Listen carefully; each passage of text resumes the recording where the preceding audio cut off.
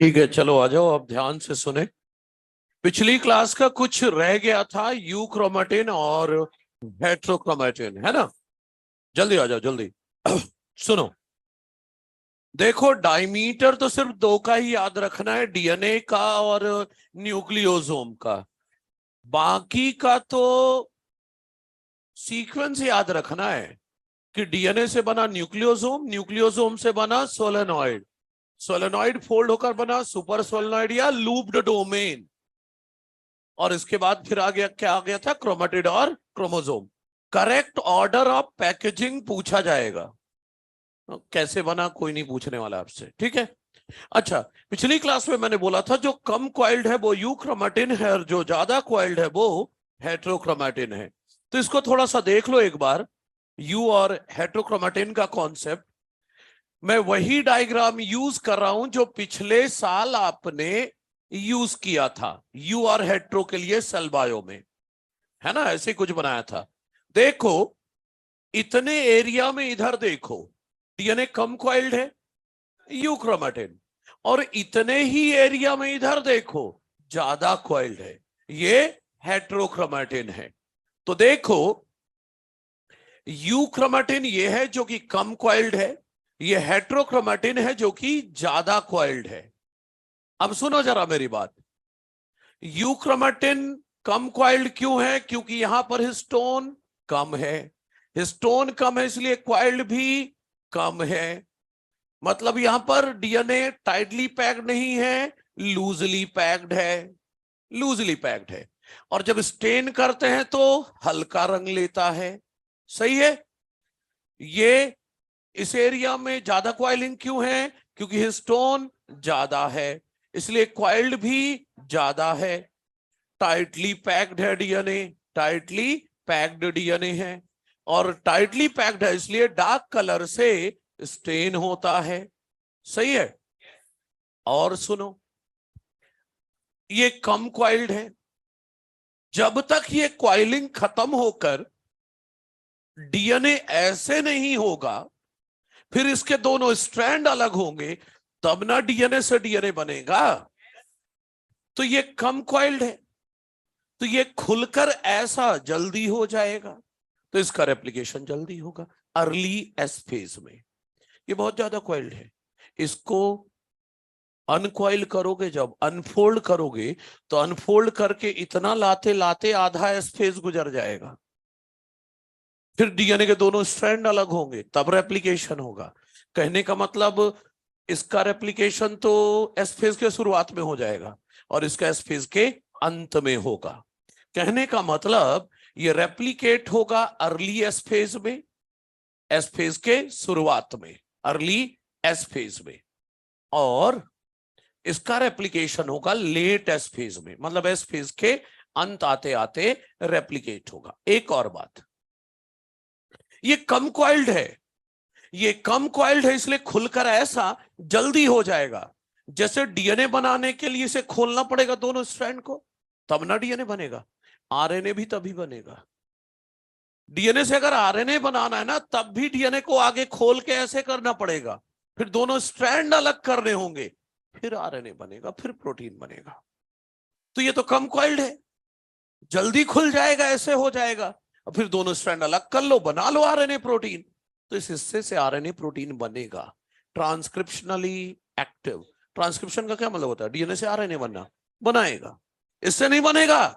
क्यों? क्योंकि ये इतना क्वाइल्ड है। सेल ने बोला प्रोटीन दो, सेल ने बोला प्रोटीन दो, ये बोल रहा है रुको, खुल रहा हूं, खुल रहा हूं, खुल रहा हूं, खुल रहा हूं। जब तक ये खुल के यहां तक आया, तब तक तो बिना प्रोटीन के सेल ही मर गया।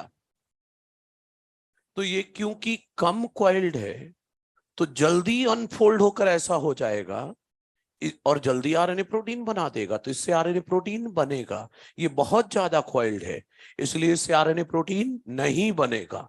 मतलब ये वाला हिस्सा ट्रांसक्रिप्शनली एक्टिव है, ट्रांसक्रिप्शनली एक्टिव है, इससे आरएनए प्रोटीन बनेगा। और ये ट्रांसक्रिप्शन का मतलब यही है ना, डीएनए से आरएनए बनना। ये ट्रांसक्रिप्शनली इनएक्टिव है, इससे आरएनए प्रोटीन नहीं बनेगा। मतलब ये नॉन फंक्शनल है। ये फंक्शनल है और ये नॉन फंक्शनल, ये आरएनए प्रोटीन नहीं बनाता। हा? नहीं बनेगा ना। ट्रांसक्रिप्शन का मतलब आरएनए बनना ही है, आरएनए से फिर प्रोटीन बनेगा, आरएनए ही नहीं बनाएगा ये। मतलब ये फंक्शनल है या नॉन फंक्शनल है? ये नॉन फंक्शनल और ये फंक्शनल है। आपको क्या लगता है आपके सेल में ज्यादा क्या है, यूक्रोमेटिन या हेट्रोक्रोमेटिन? हेट्रोक्रोमेटिन। 98% से ज्यादा डीएनए हमारा ऐसा है, नॉन फंक्शनल, कुछ नहीं करता, ऐसे ही पड़ा हुआ है। सोचो, लेस देन 2% डीएनए हमारा फंक्शनल है, लेस देन 2% हमारा डीएनए फंक्शनल है, तब हम इतने कॉम्प्लेक्स है। और सोचो, ज्यादा फंक्शनल होता डीएनए तो हम कितने कॉम्प्लेक्स होते हैं। मजे के आ जाते, उतना ज्यादा पढ़ना भी तो पड़ता है कि नहीं? ठीक है भाई, तो चलो ये लिख लो, यू और हेट्रो, जो पिछली क्लास का पेंडिंग काम है ये कर लो। इसके बाद हम स्टार्ट करते हैं आज का topic, the search for genetic material ना। ये यू और हेट्रोक्रोमेटिन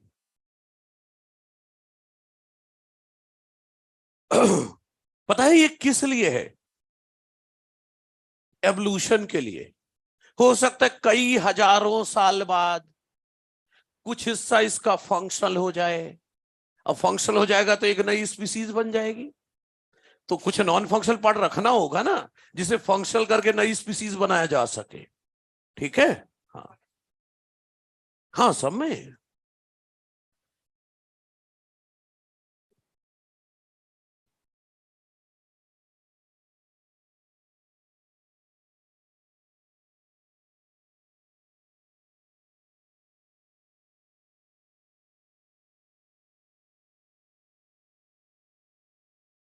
ए, हंसते हुए प्राणी, चुपचाप लिख ले, नहीं दांत टूटेंगे तेरे, कुछ खाने पीने लायक नहीं रहेगा।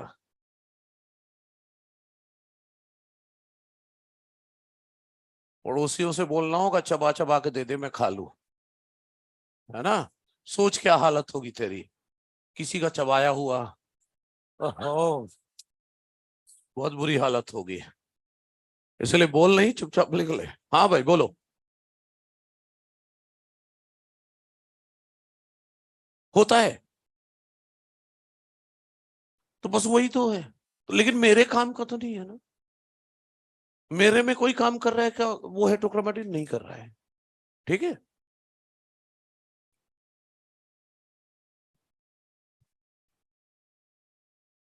हो गया ये यू और हेट्रो। ठीक है, कंप्लीट करें जल्दी।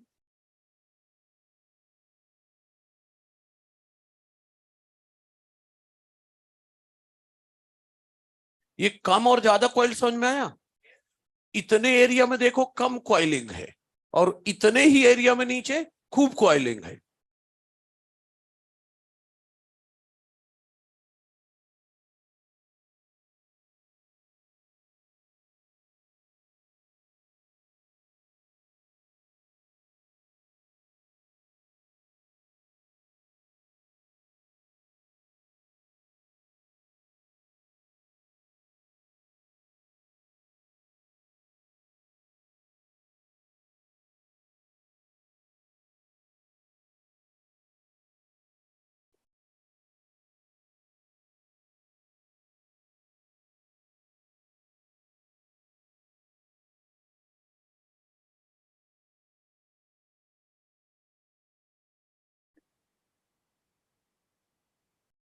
हो गया।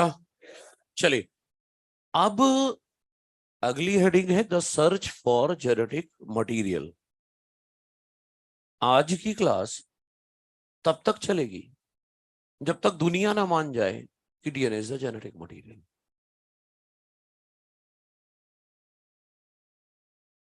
मैंने बोला दुनिया ना माने, दुनिया में आप बस थोड़ी ना हो, बहुत लोग हैं।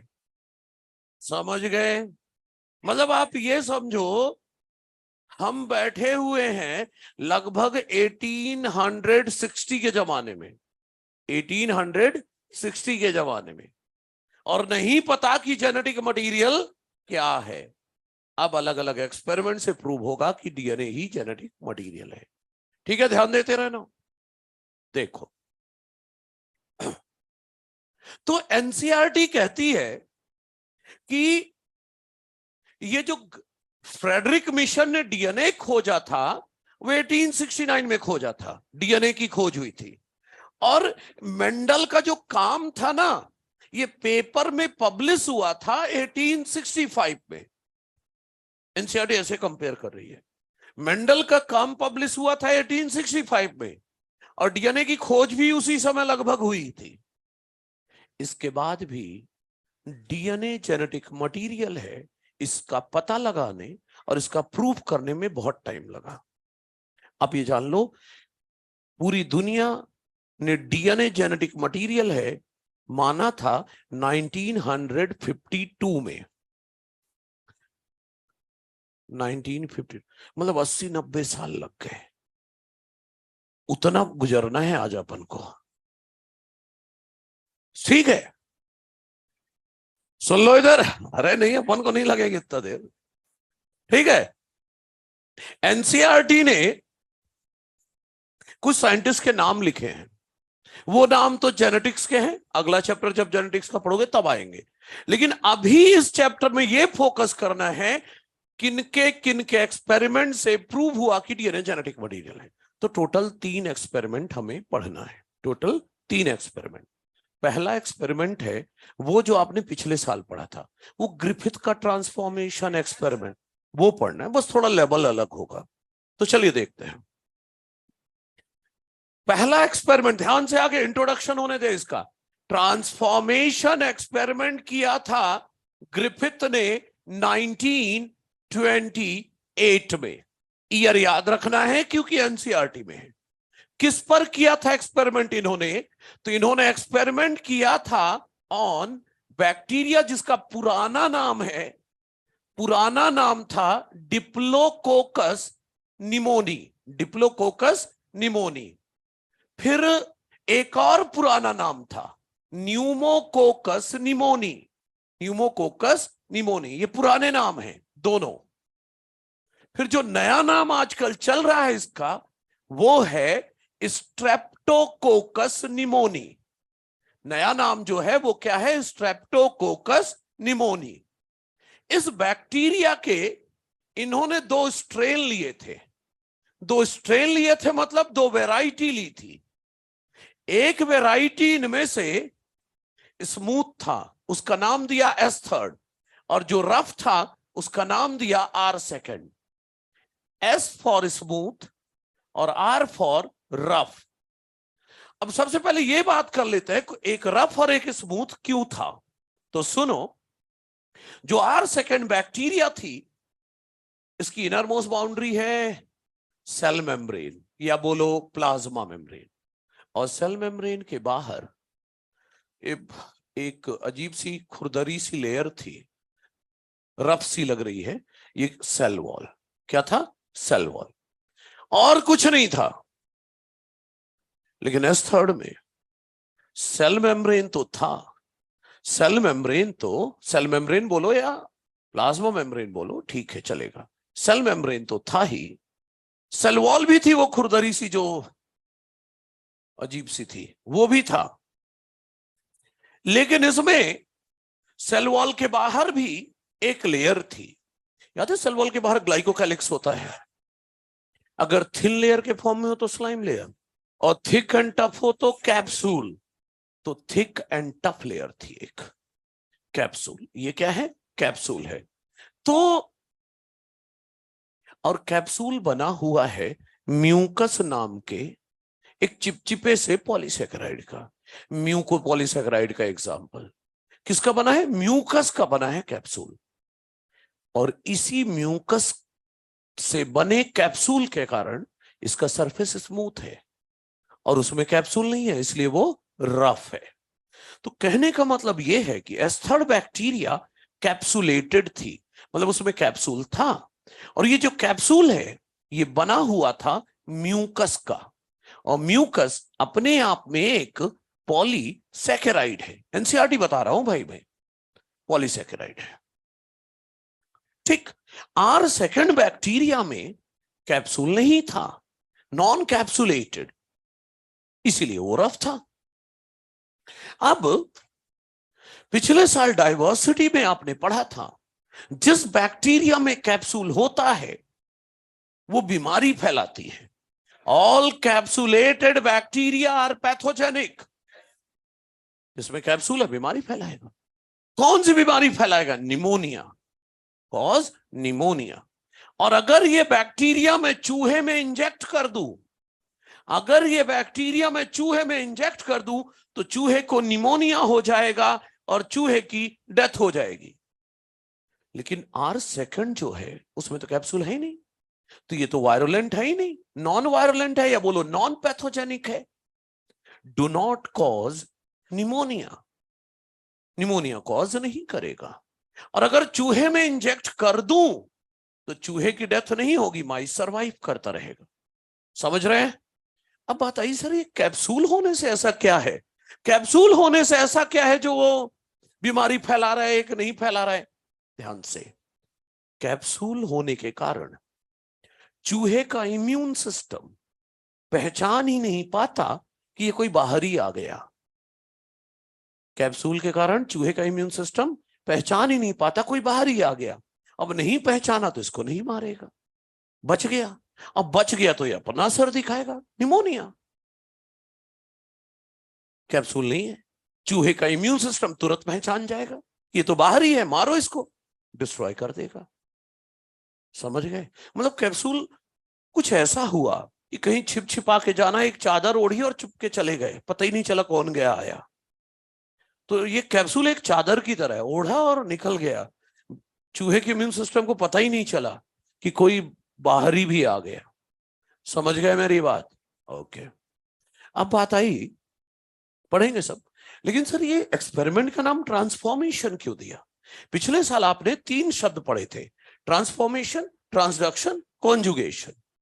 तो एक बार दोबारा मैं ट्रांसफॉर्मेशन डिफाइन कर देता हूं, फिर ग्रिफिथ के एक्सपेरिमेंट में सच में ये हुआ था या नहीं थोड़ी देर में दिख जाएगा। ध्यान देना, मैं क्या बताने जा रहा हूं आपको। ट्रांसफॉर्मेशन किसे कहते हैं? तो देखो, ट्रांसफॉर्मेशन क्या है। मान लो टेस्ट ट्यूब में न्यूट्रिएंट सॉल्यूशन भरा है, न्यूट्रिएंट सॉल्यूशन भरा हुआ है, और यहां पर ए बैक्टीरिया है, यहां बी बैक्टीरिया है। ये बैक्टीरिया ए है, ये बैक्टीरिया बी है, bacteria A and bacteria B. A bacteria का डीएनए निकला, ए बैक्टीरिया का डीएनए निकला और बी बैक्टीरिया के अंदर चला गया। तो क्या हुआ?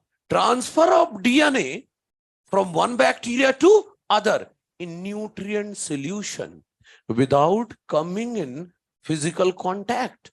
ये बैक्टीरिया एक दूसरे के कांटेक्ट में नहीं आए और डीएनए ट्रांसफर हो गया, ट्रांसफॉर्मेशन। अगर ये दोनों बैक्टीरिया कांटेक्ट में आते फिर डीएनए ट्रांसफर होता तो कंजुगेशन कहते। और याद है, वायरस की मदद से एक बैक्टीरिया से दूसरे बैक्टीरिया डीएनए जाना, ट्रांसडक्शन। ठीक है, तो देखो ट्रांसफॉर्मेशन की मैं यहां पर डेफिनेशन लिख देता हूं जो मैंने बताया। आप इंट्रोडक्शन लिख लें, ये डायग्राम बना लें, और इसके बाद फिर इनका एक्सपेरिमेंट क्या था और क्या प्रूव किया इन्होंने वो देखते हैं। यहां पर मैं ट्रांसफॉर्मेशन की डेफिनेशन लिख देता हूं।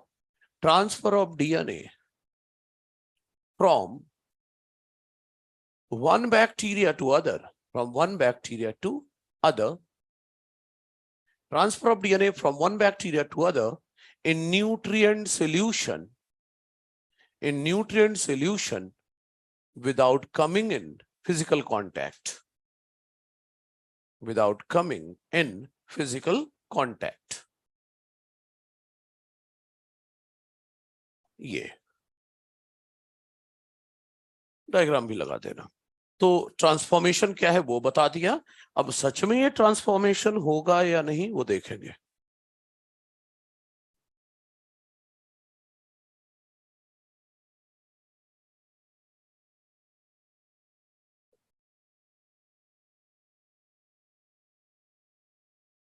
ये ले, अभी पेन भी ना लाया, क्या ढूंढ रहा है पेन?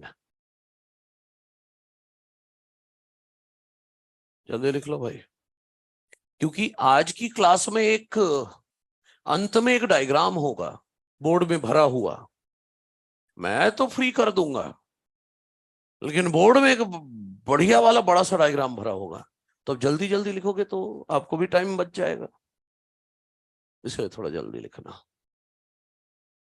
हाँ कोई जल्दी नहीं है, आखिरी क्लास है ना, ये सोच रहे हो? नहीं करो, टाइम से करो, लिखो जल्दी से। क्या? अच्छा जीने के लिए, अच्छा खाने के लिए जीने वाले। हाँ दो तरह के लोग होते हैं भाई, खाने के लिए जीना और जीने के लिए खाना, ये दूसरा वाला है ना। दोनों है, दोनों तरह के लोग हैं। ठीक है चलो कोई नहीं, जल्दी करो, कंप्लीट करो।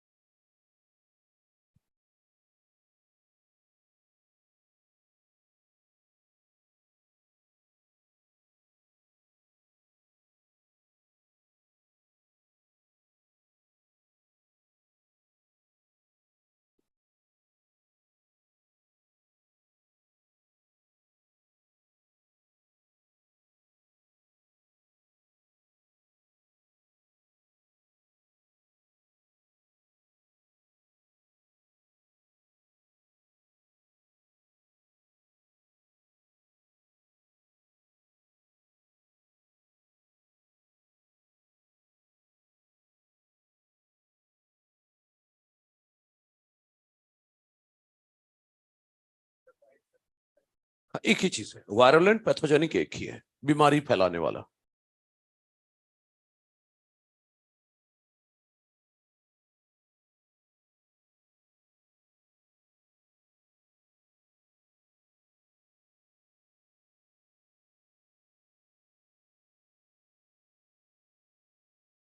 कंप्लीट हो गया, जल्दी करो भाई, एक्सपेरिमेंट देखें इनका।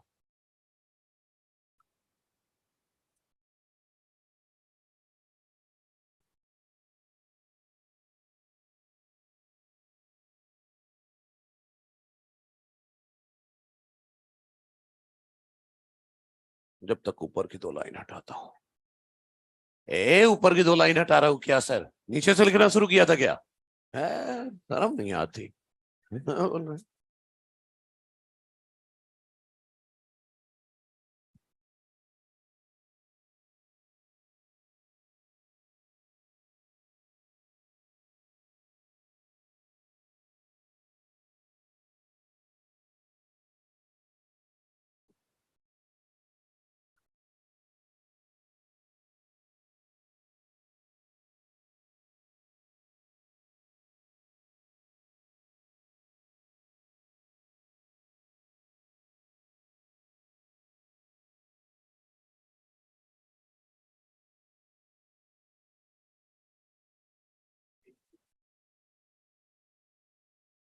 ओ मित्र मंडली, दरबार नहीं करो है, डॉक्टर बनने आयो ना, पढ़ाई पर ध्यान दो, नहीं फिर ऐसे कुछ नहीं हो पाएगा।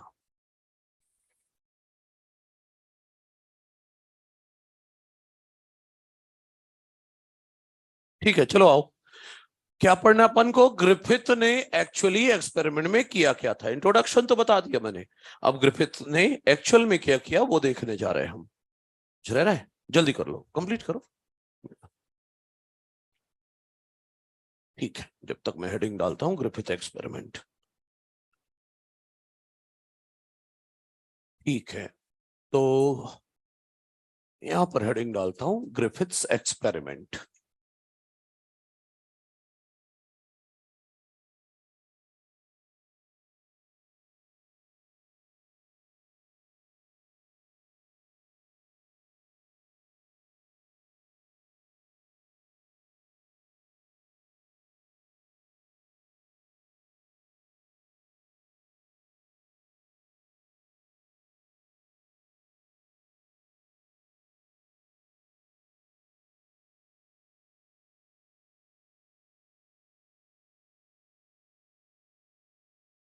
ठीक है, चलिए आइए देखो एक्सपेरिमेंट देखते हैं इनका।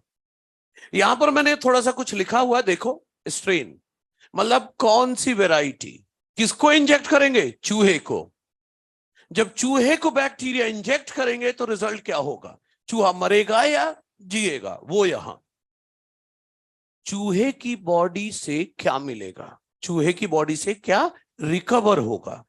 पहला एक्सपेरिमेंट, पहले राउंड इन्होंने चूहे को इंजेक्ट किया एस थर्ड, इंजेक्टेड इनटू माइस। अब माइस को दिया तो चूहे को निमोनिया हो गया और चूहे की डेथ हो गई। और चूहे की बॉडी से क्या मिलेगा, जो आपने इंजेक्ट किया था, एस थर्ड। सही है, ठीक है। अगला राउंड, अगले राउंड इन्होंने चूहे को आर सेकंड दिया। चूहे को जब आर सेकंड इंजेक्ट किया तो आर सेकंड तो बीमारी फैलाएगा नहीं, तो चूहे को बीमारी नहीं हुई, तो चूहा सरवाइव करता रहेगा। और चूहे की बॉडी से क्या मिलेगा,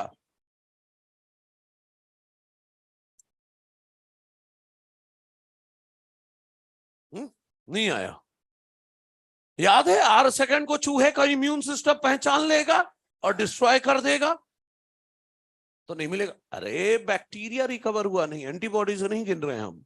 सही है, ओके। नेक्स्ट राउंड, अगले राउंड में इन्होंने हीट देकर एस थर्ड बैक्टीरिया को मार दिया और फिर इंजेक्ट किया माइस में। मतलब कुछ ऐसा किया, ध्यान दीजिएगा एक्सपेरिमेंट को। ये टेस्ट ट्यूब में न्यूट्रिएंट सॉल्यूशन था और थी एस थर्ड बैक्टीरिया। हीट देकर इस बैक्टीरिया को मार दिया, तो इसे बोलूं heat killed S third, heat killed S third दिया। हीट आगे हीट देकर एस थर्ड को मार दिया तो अब इसे क्या बोलोगे, हीट किल्ड एस थर्ड। अब ये सोल्यूशन ठंडा हो जाने दो, ये नहीं गर्मा गर्म चूहे में इंजेक्ट कर दो, ठंडा हो जाने दो। ठंडा होने का भी यहां पर एक सिग्निफिकेंस है, थोड़ा इंतजार करें। हीट देकर इसको मार दिया और चूहे में इंजेक्ट कर दिया। अरे तो बैक्टीरिया तो मर चुकी है, और जब बैक्टीरिया मर चुकी है तो चूहे में डालोगे तो चूहे को बीमारी नहीं होगी, चूहा सरवाइव करेगा।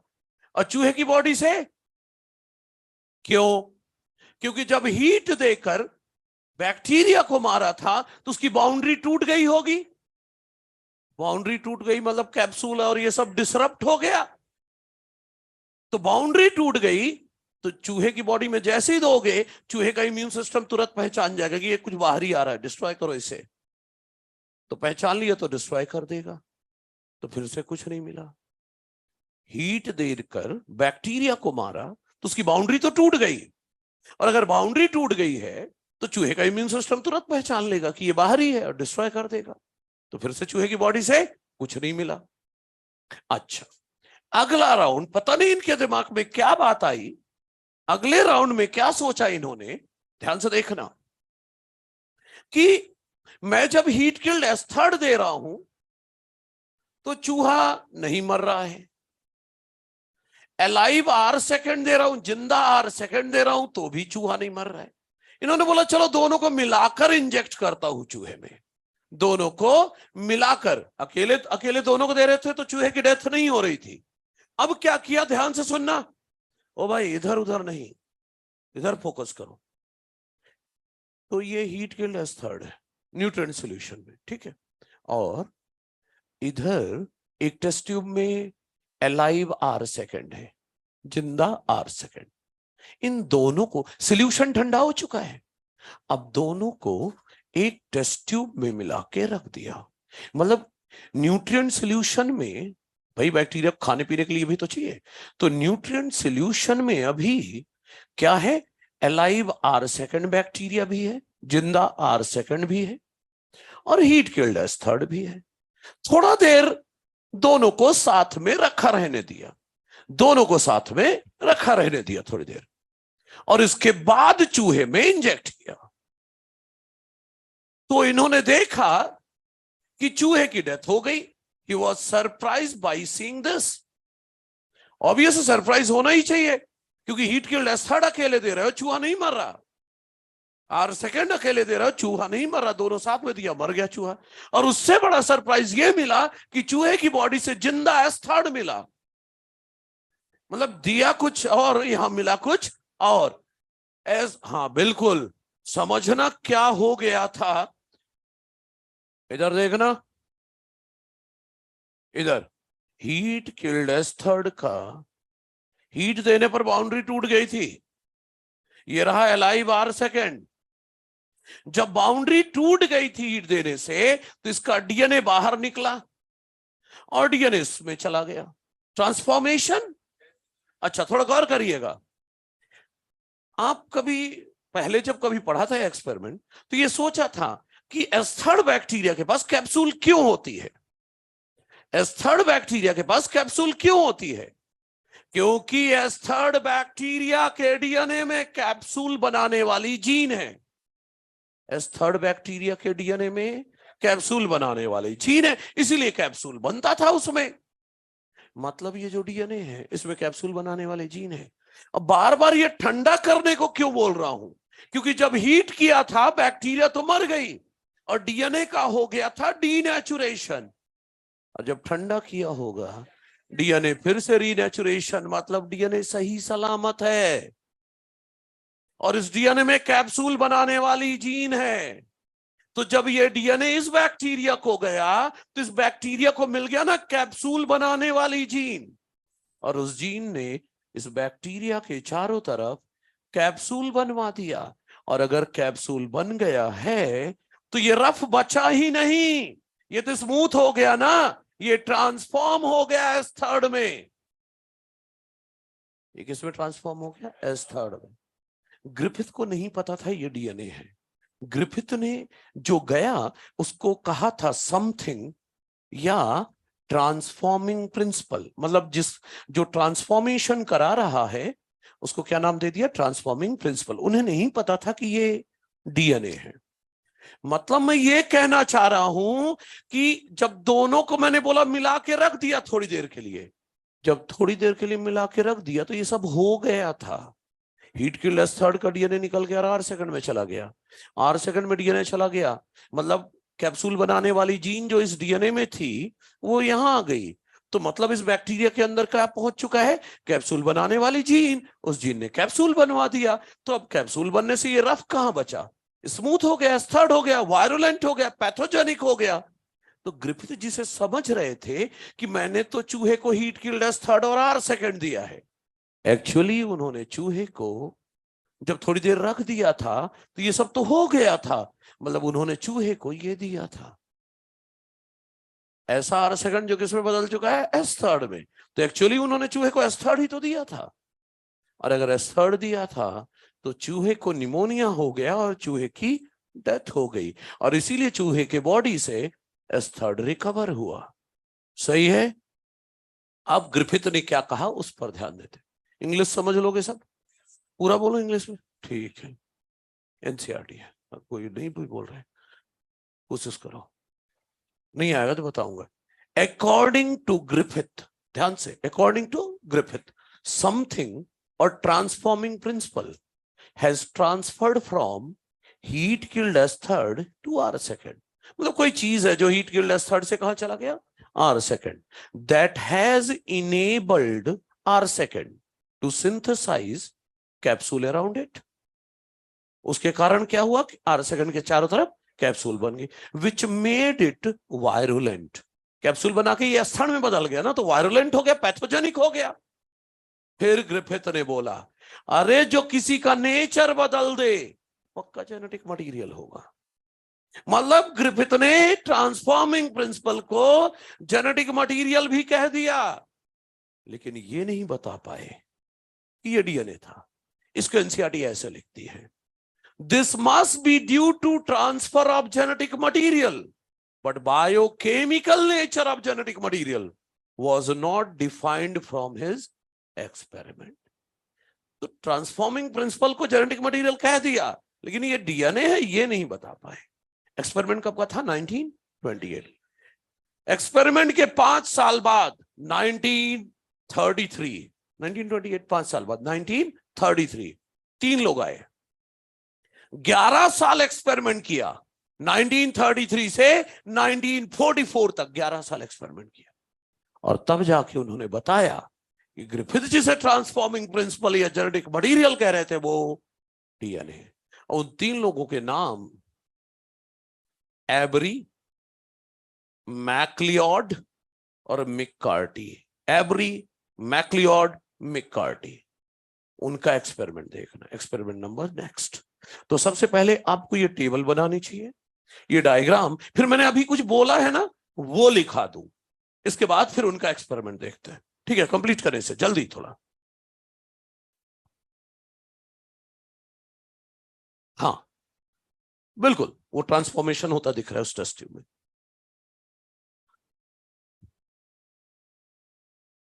बिल्कुल कर सकते हैं एक्सरसाइज, थोड़ा बहुत जो रिलेटेड टॉपिक का लगे क्वेश्चन कर सकते हैं ना।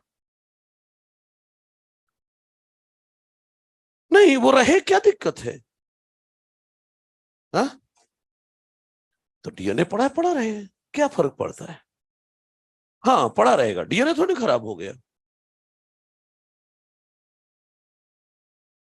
लेकिन जो बैक्टीरिया के अंदर जिस बैक्टीरिया के अंदर जिस आर सेकंड के अंदर ये वाला डीएनए चला गया, उसके पास दो दो डीएनए हो गए, खुद का भी डीएनए और एस थर्ड का भी डीएनए। ठीक है, लेकिन अब कैप्सूल बन गई, उसे रफ थोड़ी नहीं बोलूंगा, अब तो स्मूथ ही बोलूंगा। ठीक है, एस थर्ड बोलेंगे। हाँ वो सब तरीका होता है। जब जेनेटिक इंजीनियरिंग से रिलेटेड प्रोसेस पढ़ाऊंगा तो मैं बताऊंगा कि किसी सेल में डीएनए डालना हो तो कैसे ट्रांसफर करते हैं। ये छोड़ो, अभी आप लोग तो इस बैक्टीरिया का डीएनए ट्रांसफर कराने में सोच रहे हो।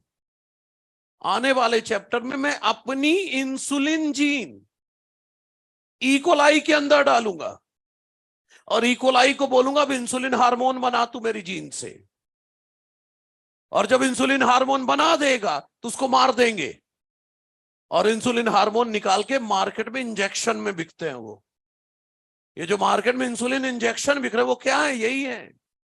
तो अभी अब तो एक बैक्टीरिया का डीएनए दूसरे में दिक्कत हो रही है, मैं अपनी चीज डालूंगा। फिर पढ़ेंगे ना, पूरी प्रोसेस पढ़ेंगे हम, बायोटेक्नोलॉजी चैप्टर है वहां पढ़ेंगे ये सारी चीजें।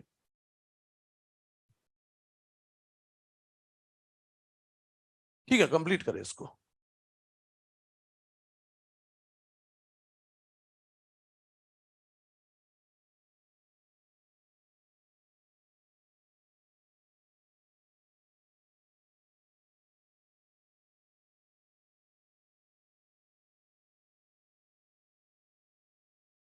ओ नगधारी, लिख ले, लिख लिया तूने, उसको भी लिख लेने दे, क्या बात कर रहे हैं?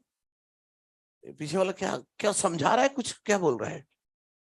गीता सार तो नहीं सुना रहा है? ध्यान दो, है ना, क्लास में बातों को थोड़ा अवॉइड करो। अपन को अगर सीखना है, देखो दो चीजें होती हैं, एक समय पर एक चीज सीखना चाहिए। अभी आपकी एज जो चल रही है, you need to be a good listener. फिर एक उम्र आएगी जब आपको होना पड़ेगा गुड स्पीकर। अभी गुड लिसनर, एक समय पर एक काम, है कि नहीं? अभी ये दोनों काम एक साथ करेंगे गड़बड़ रहेगा। अब आप बोलोगे डॉक्टर बन के गुड स्पीकर क्या? और बिल्कुल जरूरत पड़ती है। छोटा सा ऑपरेशन है, उसे बोलो, डरा के बताओ कि इतना गंभीर है ये, 15 लाख चाहिए तब जाके ऑपरेशन होगा। अब कैसे इंसिस्ट करते हो? यही गुड स्पीकर का काम है। अभी गुड लिसनर, तब ना डॉक्टर बनोगे, फिर गुड स्पीकर बनो। अब अब मेरा गुड स्पीकर का काम है तो मैं स्पीकर वाला काम कर रहा हूं। दोनों काम को मिक्स करोगे तो सब बर्बाद हो जाएगा।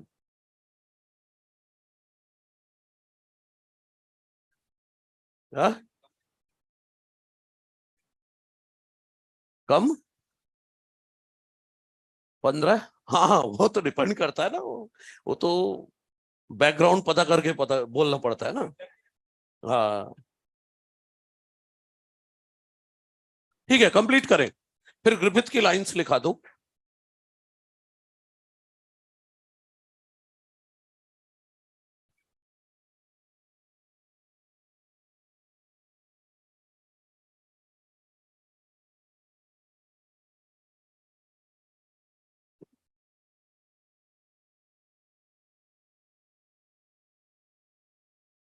ये वाला हिस्सा हाँ हाँ ठीक है, जल्दी करो।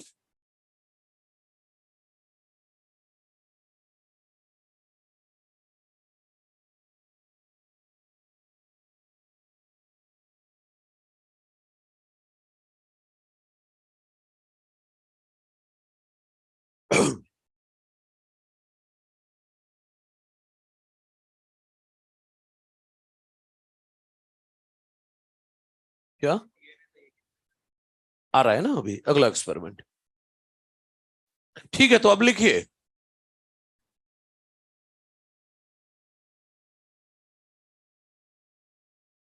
बोलो।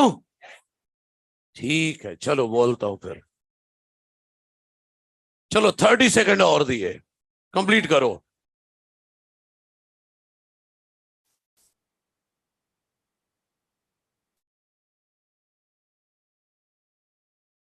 जल्दी जल्दी करो, जल्दी जल्दी।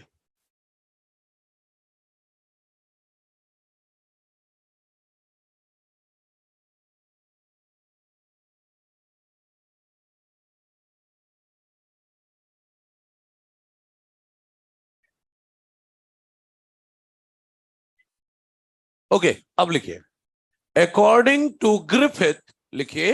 According to Griffith, according to Griffith something, according to Griffith, something or transforming principle, something or transforming principle, something or transforming principle, something or transforming principle has transferred from, something or transforming principle has transferred from, has transferred from heat killed S third, transferred from heat killed S third to R second, transferred from heat killed S third to R second, that has enabled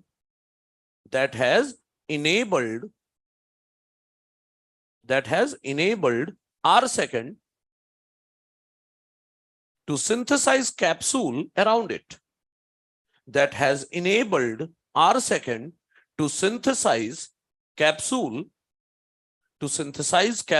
around it, which made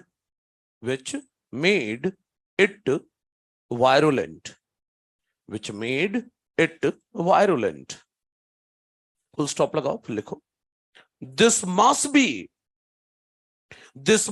due to, हाँ ठीक है, ऊपर के ये हटा रहा हूं, this must be due to transfer of genetic material, this must be due to transfer of genetic material, this must be due to transfer of genetic material, but this must be due to transfer of genetic material, but biochemical nature of genetic material,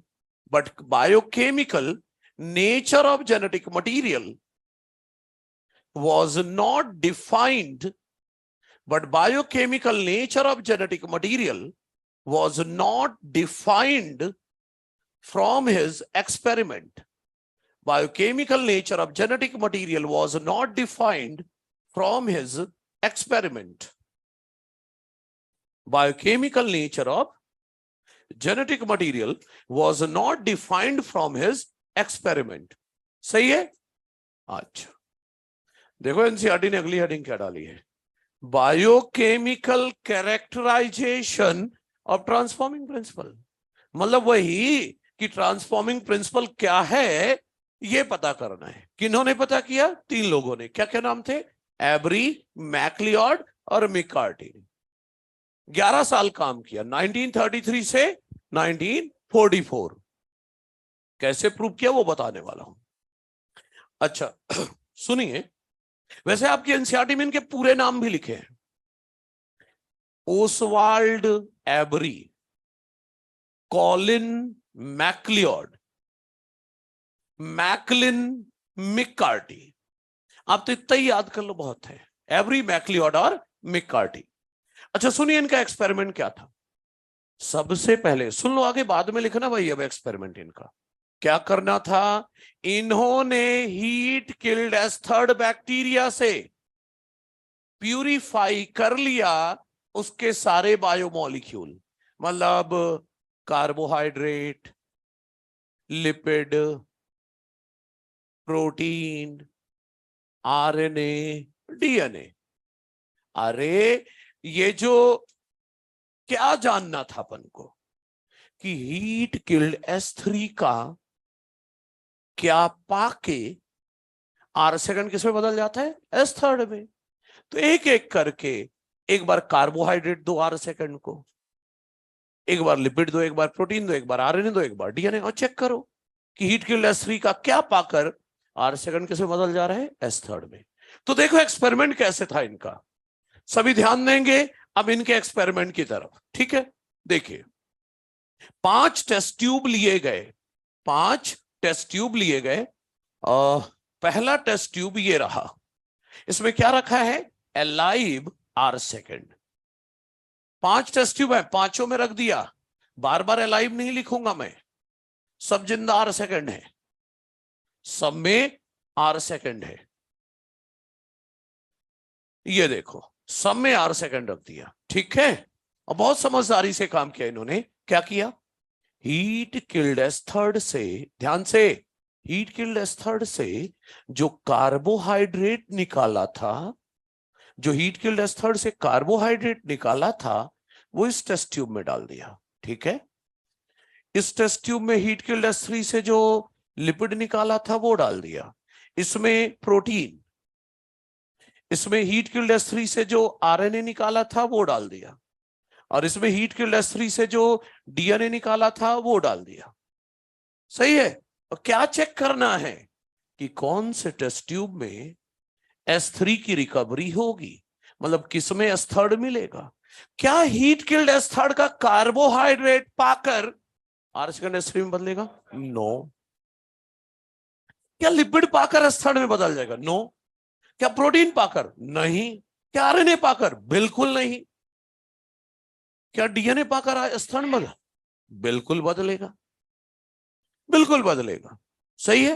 लेकिन सुनो मेरी बात ध्यान से, बिल्कुल किसी cell में DNA जाना, जैसे वो कोई पूछ रहा था मेरे से, किसी सेल में डीएनए जाना आसान बात नहीं है। ये कॉमन फिनोमिना नहीं है, रेयर फिनोमिना है। मान लो मैंने 1000 बैक्टीरिया रखी थी, 1000 डीएनए रखे थे, 1000 बैक्टीरिया, 1000 डीएनए। सब बैक्टीरिया में डीएनए नहीं जाएगा, सिर्फ 10-20 बैक्टीरिया में ही डीएनए गया होगा, सिर्फ 10-20 बैक्टीरिया में ही डीएनए गया होगा। मतलब 1000 बैक्टीरिया में से 10-20 में ही डीएनए गया होगा, और वो 10-20 ही S3 में बदले होंगे, बाकी सब R सेकंड ही होंगे। मतलब इस टेस्ट ट्यूब में R सेकंड ज्यादा है, और 10-20 क्या मिल गया आपको, S3। क्योंकि किसी सेल में डीएनए जाना is not common phenomena, rare phenomena है, तो कुछ ही सेल में गया होगा। लेकिन मुद्दा ये नहीं है कि कितने में डीएनए गया, कितने में नहीं गया। मुद्दा ये है क्या इस टेस्ट ट्यूब में S3 मिला, यस मिला। समझ रहे हैं। तो क्या पता चल गया, डीएनए ऑफ S3 पाकर ही R सेकंड किस में बदल जाता है, S3 में। लेकिन इनको डाउट आ गया कुछ, एक्सपेरिमेंट तो पूरा हो गया, लेकिन इनको डाउट आ गया तो एक्सपेरिमेंट बढ़ गया। अब डाउट क्या आया, इन्हें डाउट ये आया कि जिसे डीएनए समझ के डाला था, डीएनए के साथ कहीं गलती से थोड़ा बहुत प्रोटीन भी तो नहीं आ गया, कहीं डीएनए और प्रोटीन दोनों मिलकर तो अंदर नहीं जाते और R सेकंड को S3 में बदलवाते हैं। पहला डाउट। दूसरा डाउट, जिसे डीएनए समझ के डाला था, कि डीएनए के साथ थोड़ा बहुत आरएनए भी तो नहीं चला गया था, कि डीएनए आरएनए दोनों मिलकर तो अंदर नहीं जाते और फिर R सेकंड को S3 में बदलवाते। डाउट आ गया। और डाउट का जवाब कौन देगा, एक्सपेरिमेंट। डाउट ना आता तो आपको तो नहीं पढ़ना पड़ता, अब डाउट आ गया तो लो संभालो। 3 टेस्ट ट्यूब और बढ़ाए गए, ध्यान से, 3 टेस्ट ट्यूब और बढ़ाए गए। तीनों में रखा हुआ है एलाइव R सेकंड, सब में जिंदा R सेकंड रखा हुआ, ध्यान से। और सुनो, तीनों में तीनों में हीट के लेस थर्ड से निकाला गया, डीएनए डाल दिया गया। ठीक है, डीएनए डाल दिया इसमें भी। अब क्या किया डाउट दूर करने के लिए? क्या डाउट आया था? कहीं गलती से आरएनए तो नहीं आ गया?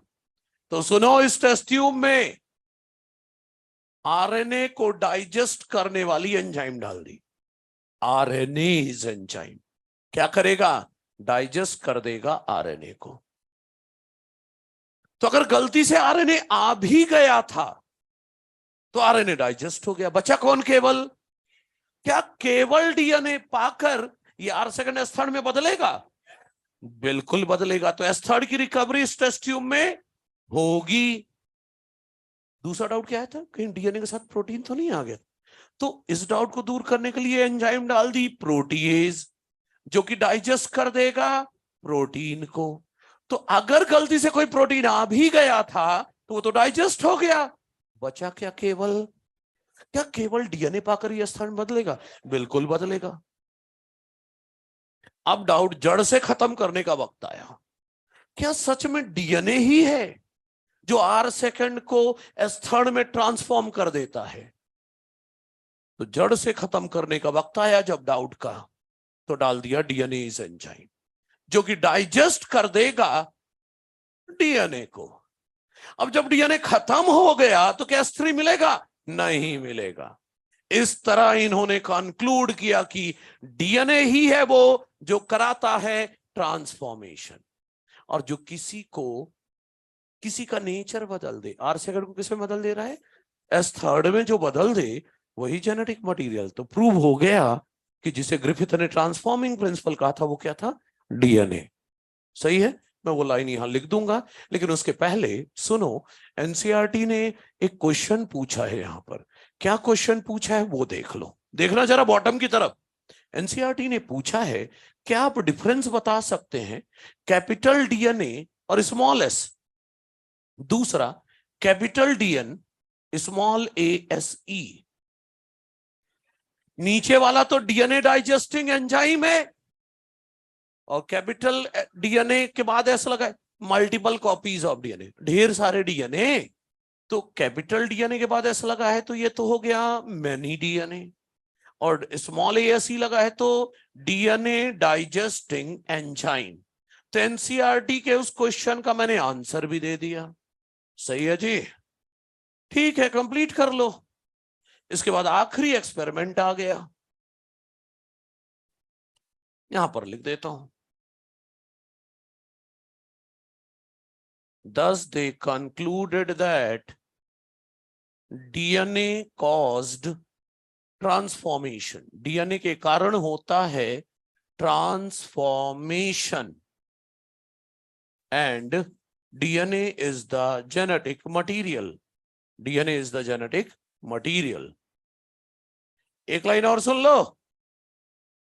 क्या इन्होंने तो प्रूव कर दिया डीएनए जेनेटिक मटीरियल है, बट एनसीईआरटी कहती है but not all biologist were convinced.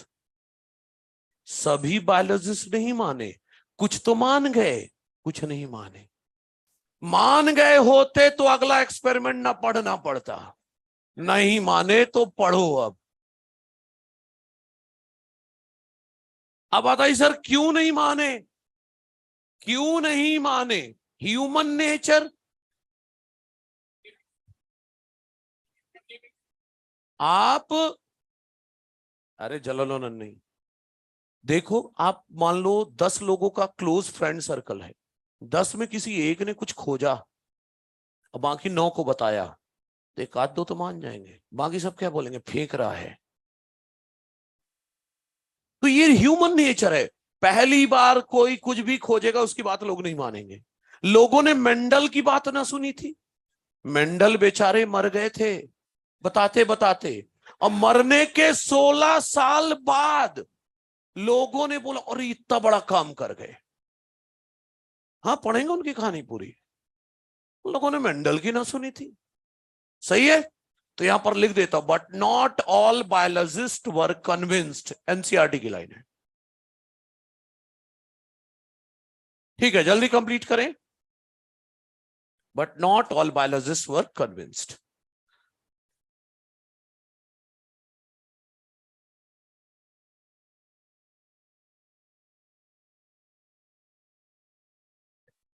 बात किए बिना कंप्लीट करें तो जल्दी हो जाएगा, क्योंकि अगले एक्सपेरिमेंट में डायग्राम भारी है।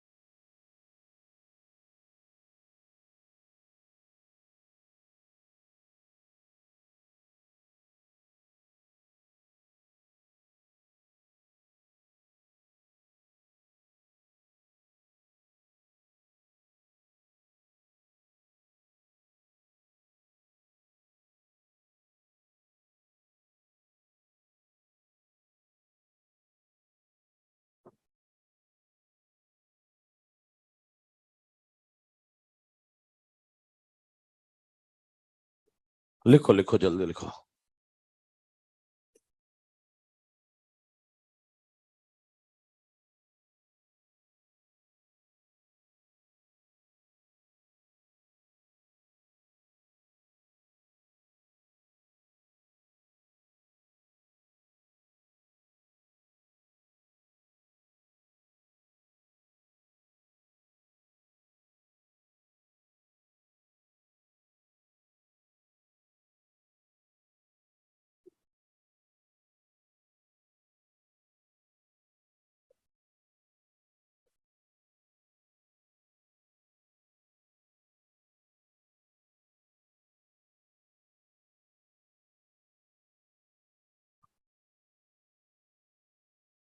आरएनए एंजाइम डाइजेस्ट आरएनए, अगले टेस्ट ट्यूब में protease enzyme digest protein, last वाले में डीएनएज है जो कि डाइजेस्ट करेगा डीएनए को।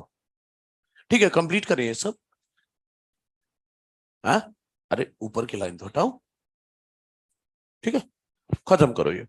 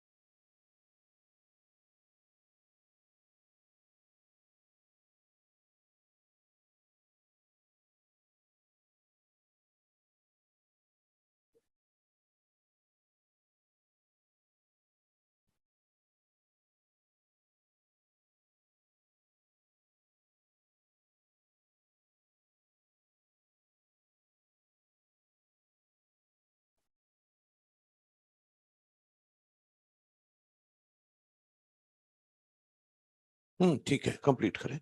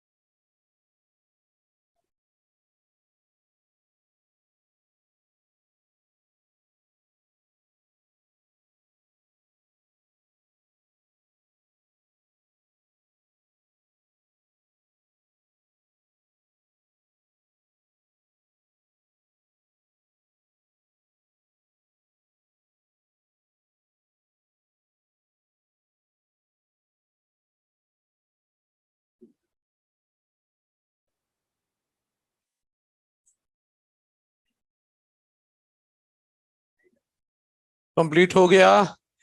चलो आ जाओ, अगला एक्सपेरिमेंट पढ़ते हैं, जिससे हाँ बिल्कुल, जिससे प्रूव हो जाएगा कि हाँ सबने मान लिया था कि डीएनए जो है जेनेटिक मटेरियल है। अच्छा सुनिए, ये एक्सपेरिमेंट थोड़ा अलग लेवल पर जाएगा। ये तो अभी दो जो पढ़े हमने बिल्कुल हल्के हल्के थे, इसमें थोड़ा दिमाग जम के लगाना तो समझ में आ जाएगा, सारी चीजें समझ में आएंगी। तो इतना धीरे नहीं लिखना है भाई। हाँ ठीक है, जल्दी करो। देखो 1944 में एक्सपेरिमेंट किसका खत्म हो गया था? एवरी मैक्लियोड मेकार्टी का। 1933 से 1944, 8 साल बाद 1952 अगला एक्सपेरिमेंट आया, हर्शी एंड चेज एक्सपेरिमेंट 1952। और सुनो जरा, एनसीईआरटी के शब्द हैं ये, द अनइक्विवोकल प्रूफ। अनइक्विवोकल का मतलब आप मुझसे ना पूछो बाद में, इसलिए मैंने ब्रैकेट में पहले ही लिख दिया है। अनक्वेश्चनेबल प्रूफ मतलब ऐसा प्रूफ जिसके बाद किसी का कोई क्वेश्चन, कोई डाउट नहीं बचा, सबने मान लिया कि डीएनए जेनेटिक मटेरियल है। सुनिएगा, तो अनक्वेश्चनेबल प्रूफ था कि डीएनए जेनेटिक मटेरियल। क्या प्रूफ? जो एक्सपेरिमेंट इन्होंने किया था उसका नाम है ब्लेंडर एक्सपेरिमेंट। किचन में यूज होता ना ब्लेंडर, तो इनके एक्सपेरिमेंट में ब्लेंडर यूज हुआ था, इसलिए इनके एक्सपेरिमेंट का नाम है ब्लेंडर एक्सपेरिमेंट। ब्लेंडर मिक्सिंग के लिए होता है ना। अब ब्लेंडर जो है आजकल अलग अलग कंपनी के आते हैं, फिलिप्स, क्रोमा, बजाज, ढेरों आते हैं, लेकिन इन्होंने जिस कंपनी का, जिस ब्रांड का ब्लेंडर यूज किया, वो ब्रांड का नाम था वेरिंग। इसीलिए एक्सपेरिमेंट का नाम है Waring blender experiment. Blender use हो रहा है इसलिए ब्लेंडर एक्सपेरिमेंट। किस ब्रांड का था? Waring blender experiment. या क्या बोलते हैं उस एक्सपेरिमेंट को? Transduction experiment. किस पर? हर्शी और चेज ने किस पर एक्सपेरिमेंट किया था? T2 बैक्टीरियोफेज, मतलब वायरस पे, जो किसको अटैक करता है? ई कोलाई को। फिर से बोलता हूं, बेस्ट प्रूफ कि डीएनए जेनेटिक मटेरियल है केम फ्रॉम ब्लेंडर एक्सपेरिमेंट या वेरिंग ब्लेंडर एक्सपेरिमेंट, या क्या बोले ट्रांसडक्शन एक्सपेरिमेंट। किसने किया था? हर्शी और चेज ने 1952 में। किस पर किया था? T2 बैक्टीरियोफेज, जो कि किसको अटैक करता है? E coli. ट्रांसडक्शन क्या है? अभी तो बोला था थोड़ी देर पहले, transfer of DNA from one bacteria to other with the help of virus, transduction. इन्होंने रेडियो एक्टिव आइसोटोप यूज किया था, फॉस्फोरस का P32 और सल्फर का S35। इनको ये पता था, क्या पता था? कि जो फॉस्फोरस है वो डीएनए में होता है। ऑब्वियस डीएनए में तो फॉस्फोरस होता है, लेकिन वायरस की प्रोटीन में फॉस्फोरस नहीं होता। वायरस की प्रोटीन में फॉस्फोरस नहीं होता, डीएनए में है फॉस्फोरस। लेकिन सल्फर, डीएनए में कहीं सल्फर था क्या? नहीं। तो डीएनए में सल्फर नहीं होता, लेकिन प्रोटीन में तो होगा। सर कैसे प्रोटीन में सल्फर? ऑब्वियस है, प्रोटीन किसके बने हैं? अमीनो एसिड के, और दो अमीनो एसिड ऐसी हैं जिनमें सल्फर होता है, मिथियोनिन एंड सिस्टीन। तो जब अमीनो एसिड मिथियोनिन और सिस्टीन में सल्फर है, प्रोटीन भी तो उन्हीं अमीनो एसिड का बना है। तो जब अमीनो एसिड में सल्फर है, मतलब प्रोटीन में भी सल्फर होगा। क्लियर है? एक और चीज, वायरस आर ऑब्लिगेट मतलब स्ट्रिक्टली इंट्रासेलुलर पैरासाइट, सेल के अंदर जाकर पैरासाइट का काम करते हैं। देखो, अगर आपको इकोलाई को मल्टीप्लाई कराना है ना कल्चर मीडियम में, तो कल्चर मीडियम रख दो, इकोलाई खाएंगे पिएंगे मल्टीप्लाई कर लेंगे। क्यों? क्योंकि इनके पास प्रोटीन सिंथेसिस की मशीनरी है। प्रोटीन सिंथेसिस की मशीनरी है, तो आराम से अपना प्रोटीन बना लेते हैं और मल्टीप्लाई कर लेते हैं।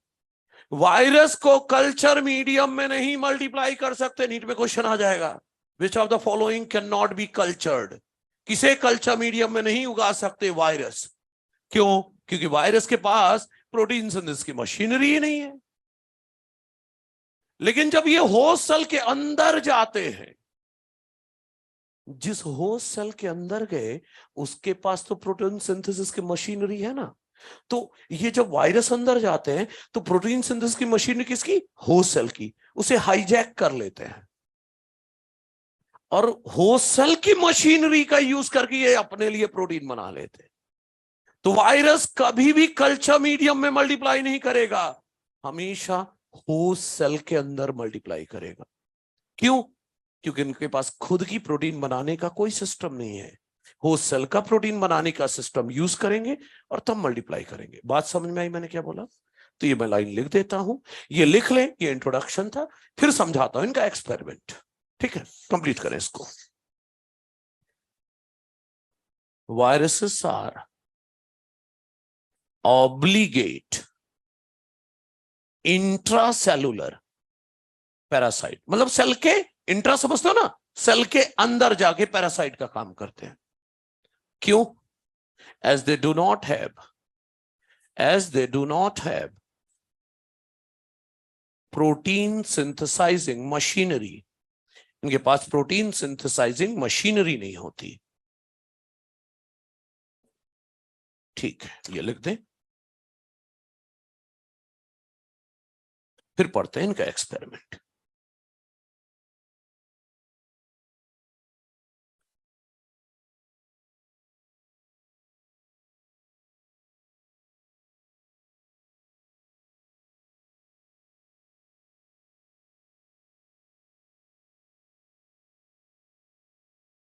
कोई पूछे इन्होंने किस पर काम किया तो क्या बोलोगे? हाँ, बैक्टीरिया पे काम नहीं किया था, वायरस पे काम किया था। वो तो जनरल नॉलेज का बात हो गई कि बैक्टीरिया को अटैक करता है, लेकिन काम किस पर किया था? T2 बैक्टीरियोफेज, मतलब वायरस पे। कभी कभी क्वेश्चन आ जाता है, तो वायरस पे काम किया था इन्होंने T2 बैक्टीरियोफेज में।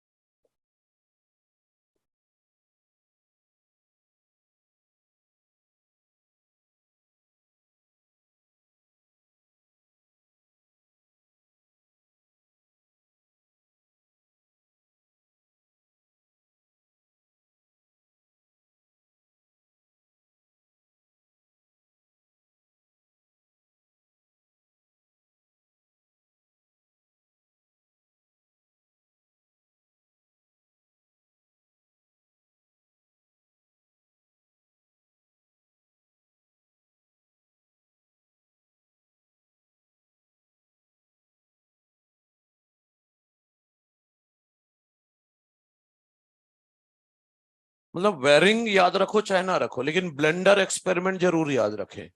ब्लेंडर एक्सपेरिमेंट या ट्रांसडक्शन एक्सपेरिमेंट।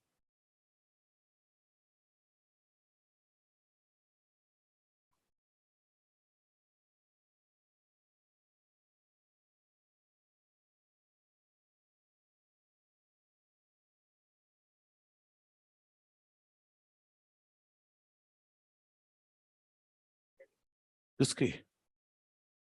हो गया? हाँ ठीक है। पहला पॉइंट हटाऊं? पहला वाला हटा रहा हूं, है ना?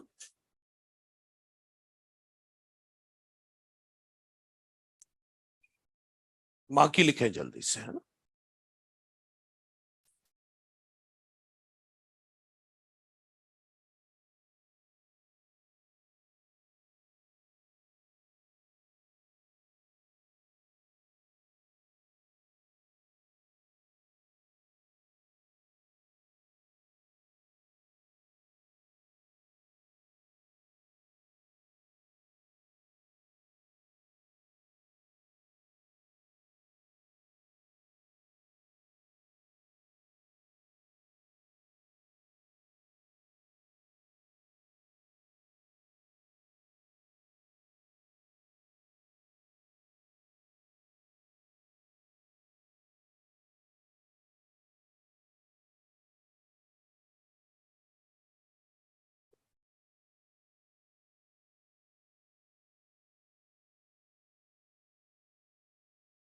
ठीक है, मतलब अब ये जो एक्सपेरिमेंट मैं बताने जा रहा हूं, मतलब अंत पर आपको मन करे कि इस डायग्राम को एनसीईआरटी में सेट कर लिया जाए, तो एनसीईआरटी में पेज नंबर 102, पेज 102 में एक कलरफुल डायग्राम बना हुआ है।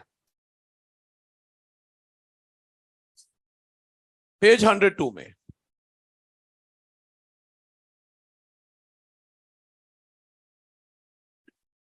हाँ बना हुआ है। तो अगर आपको बनाने का ना मन करे अंत समय पर, तो यहां पर देखो एक जगह ब्लेंडिंग लिखा है डायग्राम में और एक जगह सेंट्रिफिकेशन लिखा है। इनके सामने मैं बोर्ड में कुछ थ्योरी लिखूंगा और वो लिख देना, और बॉटम में 2 टेस्ट ट्यूब बना देना जो यहां पर मैं बनाऊंगा। उससे भी आपका काम हो सकता है। बाकी चॉइस इज योर्स, देख लेना क्या करना है। अभी फिलहाल आप ये खत्म करें। अब बड़ा जल्दी लिख लिया। हाँ, बुझता हुआ दिया तेज जलता है, मैंने सुना है। हाँ,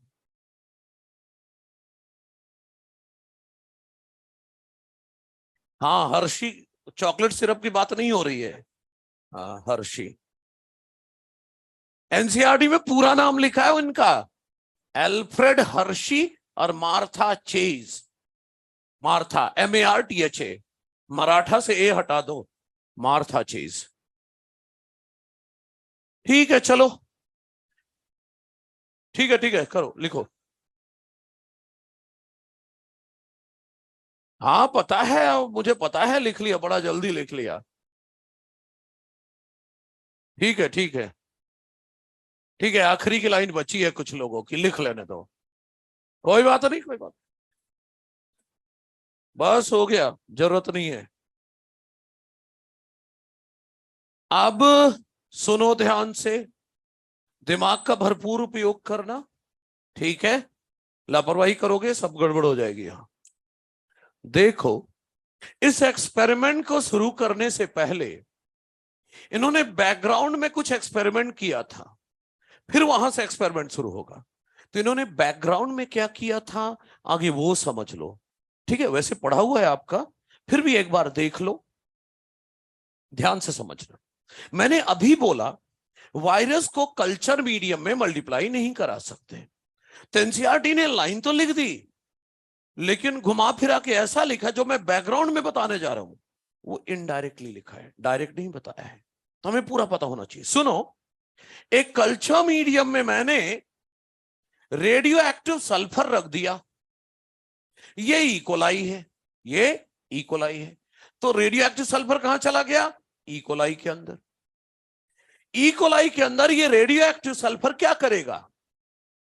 बन जाएगा हिस्सा एमिनो एसिड मिथियोनिन और सिस्टीन का। कोई दिक्कत है क्या? रेडियो एक्टिव सल्फर किसका हिस्सा बन जाएगा? एमिनो एसिड मिथियोनिन और सिस्टीन का। ठीक है, अब सुनो, मैंने यहां पर T2 बैक्टीरियोफेज भेजा कि जा अटैक कर। अब ये वायरस क्या करेगा? इसके अंदर डीएनए है, ये सबसे पहले सेल वॉल में होल क्रिएट करेगा और अपना डीएनए छोड़ देगा। यहां वायरस का डीएनए आ गया। अब ये जो वायरस का डीएनए है, इस इकोलाई की जो डीएनए रेप्लिकेशन की मशीनरी है उसे हाईजैक कर लेगा।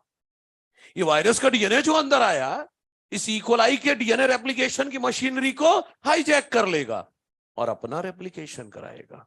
तो 1 से 2, 2 से 4, ऐसे लाखों डीएनए बन गए। सही है, लाखों डीएनए बन गए। डीएनए में सल्फर नहीं है। डीएनए में सल्फर होता क्या? नहीं होता। तो जो रेडियो एक्टिव सल्फर दिया है मैंने, वो डीएनए में कहीं नहीं लगा, क्योंकि डीएनए में तो सल्फर है ही नहीं। तो ये सल्फर डीएनए में कहीं नहीं गया है। मतलब डीएनए कैसा है? Non radio active. अब इस डीएनए से बनेगा आरएनए और आरएनए से बनेगा प्रोटीन। लेकिन इस डीएनए से जो प्रोटीन बनेगा वो कौन सा बनेगा? वायरस का प्रोटीन। अब वायरस में प्रोटीन के नाम पर तो यही है, वायरस में प्रोटीन के नाम पर क्या है? Protein code. तो इन डीएनए का जब डीएनए से आरएनए बनेगा और फिर प्रोटीन बनेगा, तो प्रोटीन के नाम पर क्या बनेगा? Protein code. प्रोटीन कोड बनेगा और क्या बनेगा? अब प्रोटीन में तो एमिनो एसिड मिथियोनिन और सिस्टीन भी होता है। तो इस इकोलाई के अंदर रेडियो एक्टिव मिथियोनिन और सिस्टीन है, तो रेडियो एक्टिव मिथियोनिन और सिस्टीन एमिनो एसिड लग गए ना इस प्रोटीन में। मतलब वायरस का प्रोटीन कोड कैसा बन रहा है? Radio active. सही है। देखो भाई, इधर उधर झांकोगे तो फिर गए काम से। बिल्कुल अलर्ट होकर, एक दूसरे की कॉपी में ना झांको, फोकस यहां। अपन हल्की फुल्की चीज नहीं पढ़ रहे। हो गया। अब हर लाखों डीएनए बन चुके हैं, इन लाखों डीएनए से आरएनए बनेगा और लाखों प्रोटीन बनेंगे। और जो प्रोटीन बन रहा है उसमें मिथियोनिन और सिस्टीन अमीनो एसिड कैसा लग रहा है? Radio active. मतलब जो भी प्रोटीन कोट बन रहा है, डीएनए से जो प्रोटीन बन रहा है वो कैसा बन रहा है? Radio active. ठीक है, रेडियो एक्टिव बन रहा है। बन गए लाखों प्रोटीन, और सब कैसे हैं? Radio active.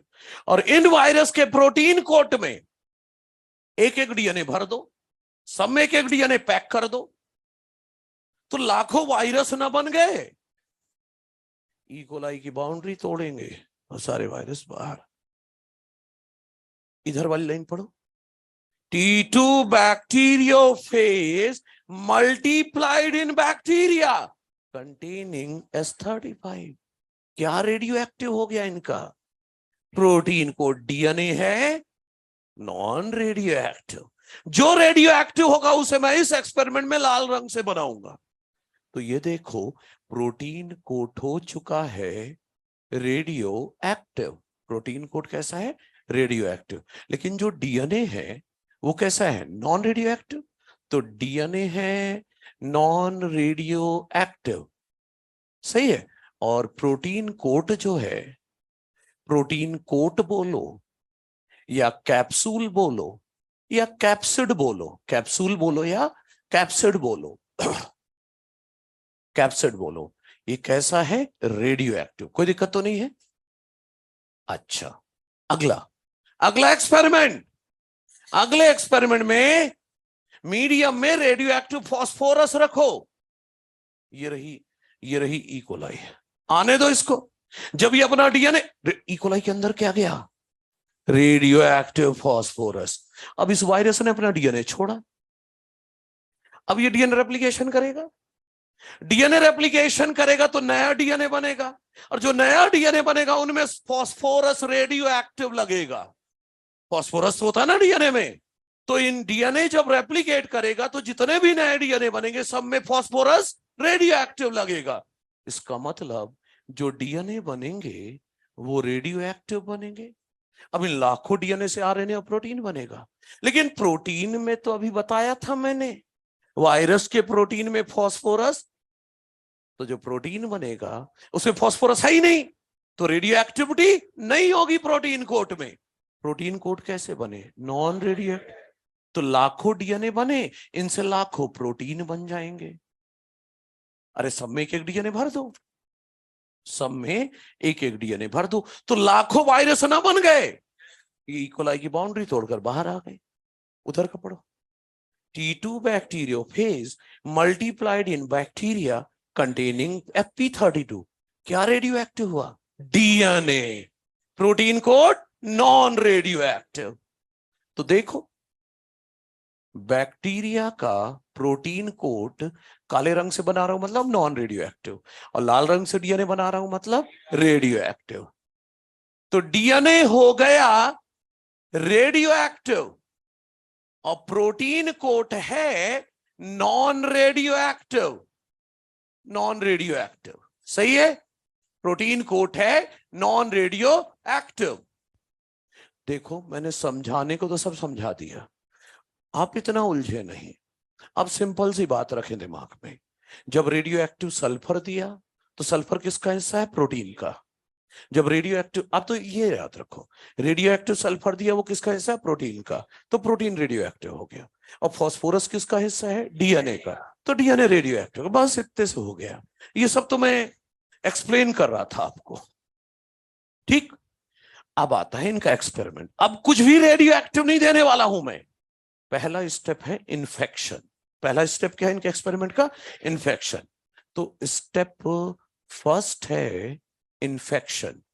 इन्फेक्शन में क्या होने वाला है? इन्फेक्शन में क्या होने वाला है कि ले आओ नया बैक्टीरिया, ई कोलाई। कुछ भी रेडियो एक्टिव नहीं है इसके अंदर। ये ले आओ नया बैक्टीरिया, इसमें भी कुछ भी रेडियो एक्टिव नहीं है, और इन वायरस को बोल दो जाओ अटैक करो। तो ये वायरस आके जुड़ गया, वायरस आकर जुड़ गया। ठीक है, और फिर याद है ना, ये होल क्रिएट करेगा और अपना डीएनए छोड़ देगा बैक्टीरिया के अंदर। कैसा? Non radio active DNA. यही है इन्फेक्शन। इधर भी वायरस आकर जुड़ गया और होल क्रिएट किया सेल वॉल में, अपना रेडियो एक्टिव डीएनए छोड़ दिया। ऐसा दिखाता हूं ताकि आपको फील आए कि देखो डीएनए जा रहा है। इधर भी ऐसे बनाता हूं ताकि फील आए कि हाँ डीएनए जा रहा है। ये इन्फेक्शन है। लेकिन हम इस काबिल नहीं है कि हम एक बैक्टीरिया और एक वायरस का एक्सपेरिमेंट कर सकें। एक बैक्टीरिया और वायरस हैंडल कर पाएंगे क्या हम? तो एक्चुअल में ये एक्सपेरिमेंट टेस्ट ट्यूब में हो रहे हैं। टेस्ट ट्यूब में अगर इन्फेक्शन को टेस्ट ट्यूब में देखने की इच्छा है तो ऐसे देखो, टेस्ट ट्यूब में हजारों बैक्टीरिया है, हजारों बैक्टीरिया है, और उन बैक्टीरिया से कौन आकर जुड़ गया? वायरस। कौन आकर जुड़ गया? वायरस। और सबने अपना अपना डीएनए किसमें डाल दिया?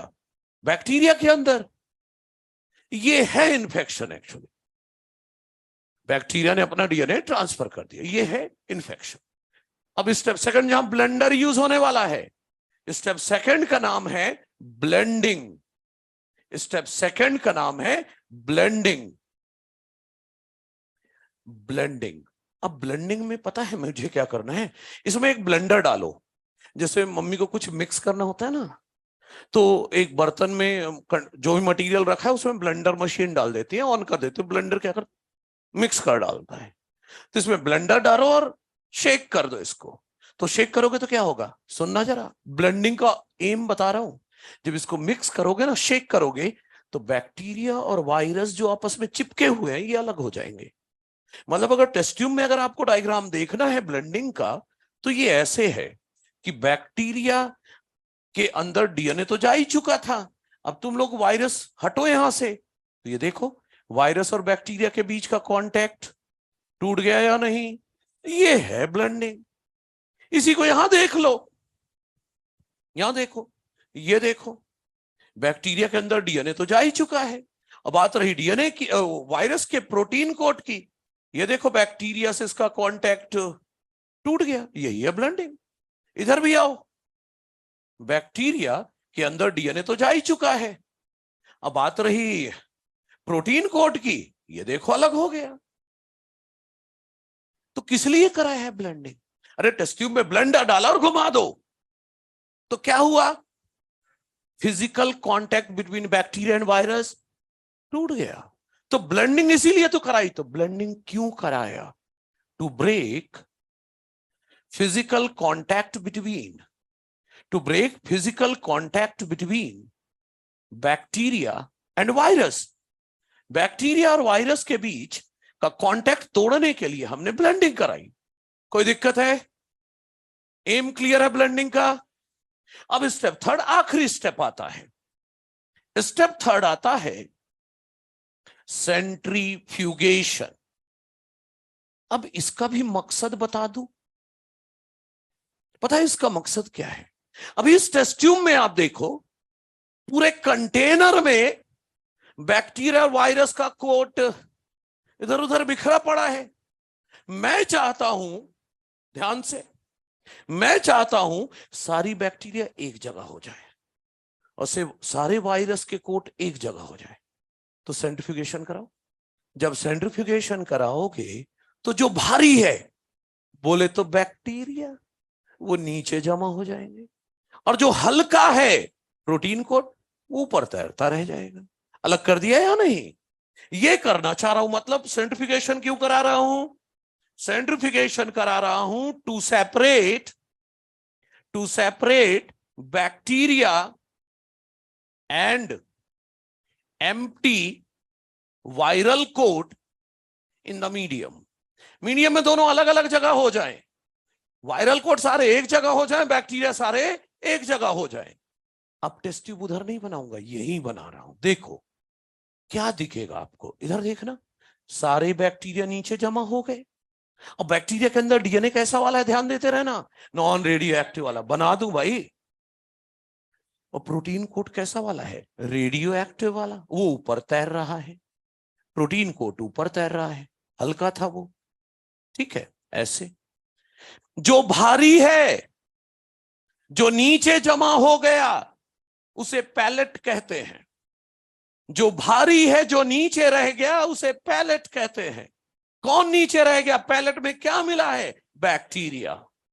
और जो हल्का है, जो ऊपर तैरते रह गया, उसे सुपरनेटेंट कहते हैं। जो हल्का है, लाइटर है, हल्का है, तैरता रह गया ऊपर, वो सुपरनेटेंट कहलाएगा। कौन है? Empty viral coat. कौन है? Empty viral coat. ठीक है। रेडियो एक्टिव कौन है? सुपरनेटेंट है ना। रेडियो एक्टिव कौन है? Empty viral coat. बैक्टीरिया के अंदर तो कुछ रेडियो एक्टिव था ही नहीं, तो पैलेट कैसा है? Non radio active. सही है जी। अच्छा, अब दूसरे साइड वाला, इधर भी देखो। टेस्ट ट्यूब में नीचे बैक्टीरिया जमा हो गई, लेकिन बैक्टीरिया में इस बार रेडियो एक्टिव डीएनए है। बैक्टीरिया के अंदर लाल रंग का डीएनए बना रहा हूं, रेडियो एक्टिव डीएनए है। और ऊपर non radio active protein coat है। ये non radio active protein coat है, ये देखो, ये ऐसे। ठीक है, तो फिर से सुपरनेटेंट ये रहा। सुपरनेटेंट में फिर से क्या मिला? एम्प्टी वायरल कोट या प्रोटीन कोट, एक ही बात है। और नीचे कौन मिला?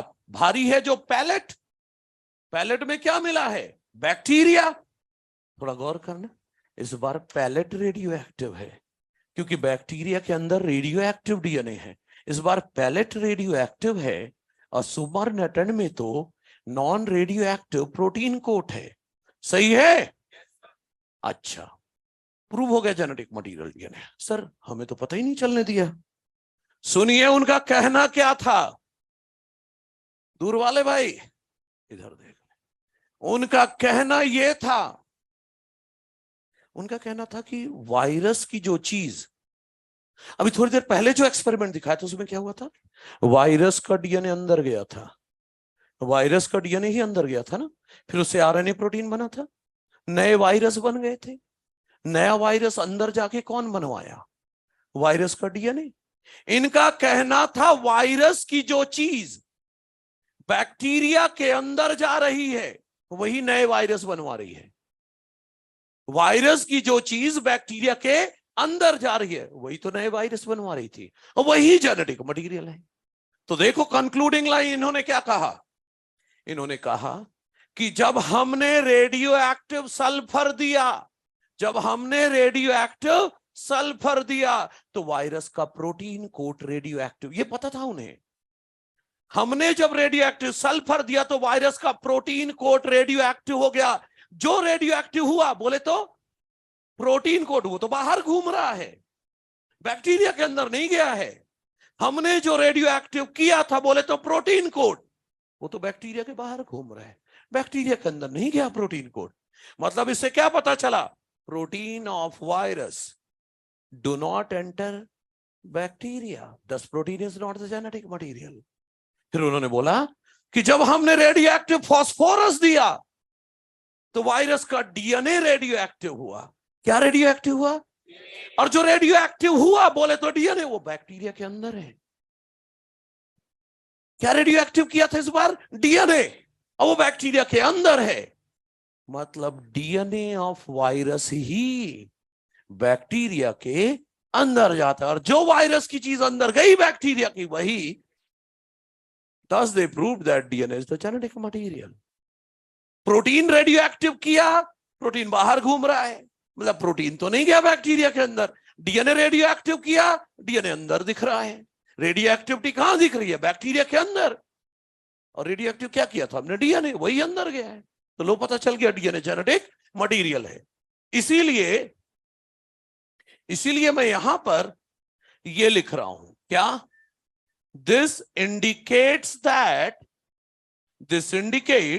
that protein of virus doesn't enter bacteria,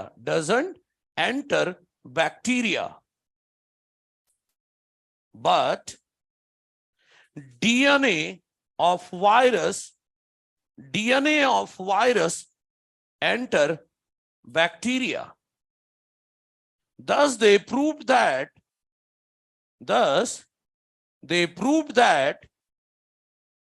DNA is the genetic material.